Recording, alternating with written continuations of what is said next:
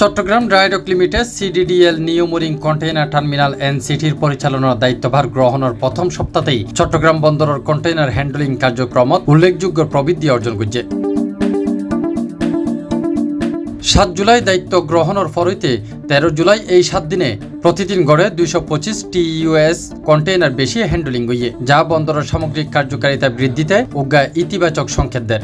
এই সাফল্যের তথ্য প্রধান উপদেষ্টার ভেরিফাইড ফেসবুক পেজের উগ্গা পোস্টত জানানো হয়।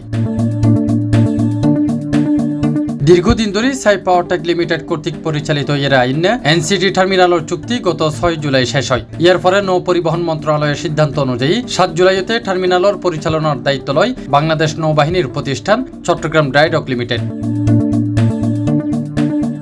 সিডিডিএল দায়িত্ব গ্রহণের পর গত 7 দিনে অর্থাৎ 7 জুলাইতে 12 জুলাই পর্যন্ত প্রতিদিন গড়ে 3181 TEUs কন্টেইনার হ্যান্ডলিং সম্পন্ন হয়ে। এর বিপরীতে পূর্ববর্তী 7 দিনে অর্থাৎ 1 জুলাইতে 6 জুলাই পর্যন্ত সাইফ পাওয়ার টেক লিমিটেড প্রতিদিন গড়ে 2956 TEUs কন্টেইনার হ্যান্ডলিং করছে।